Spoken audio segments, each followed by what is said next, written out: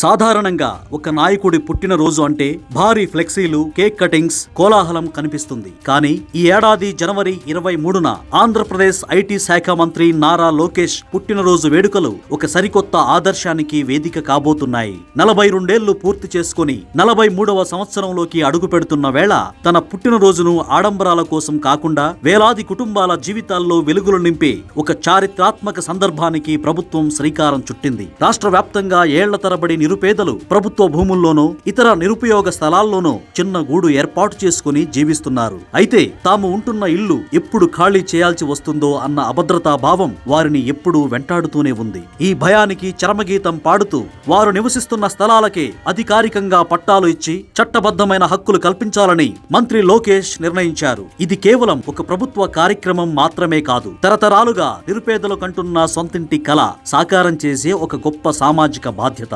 ఈ బృహత్తర కార్యక్రమం వెనుక ఒక పక్కా ప్రణాళిక ఉంది. గత 3 నెలలుగా రాష్ట్ర వ్యాప్తంగా క్షేత్రస్థాయిలో నిర్వహించిన సర్వే ఆధారంగా దాదాపు 2 లక్షల మంది లబ్ధిదారులను ప్రభుత్వం గుర్తించింది. మంగళగిరి నియోజకవర్గంలో లోకేష్ ఇప్పటికే విజయవంతంగా అమలు చేసిన ఈ విధానాన్ని ఇప్పుడు రాష్ట్రం మొత్తం విస్తరిస్తున్నారు. వారు నివసిస్తున్నది ప్రభుత్వ భూమైనా, అసైన్డ్ భూమైనా అర్హులైన పేదలకు ఆ స్థలంపై సర్వ హక్కులు కల్పిస్తూ ఆ రోజే పట్టాలను ప్రభుత్వం వారి చేతుల్లో పెట్టనుంది. మంత్రిగా తన బాధ్యతలను నిర్వహిస్తూనే ప్రజల కష్టాలను గుర్తించి వాటికి శాశ్వత పరిష్కారం చూపడం నిజమైన నాయకత్వ లక్షణం. లోకేష్ పుట్టినరోజు కానుకగా అందబోయే ఈ పట్టాలు లక్షలాది మంది పేదల ఆత్మగౌరవాన్ని పెంచడమే కాకుండా రాష్ట్ర రాజకీయాల్లో కొత్త సంప్రదాయానికి నాంది పలకనున్నాయి.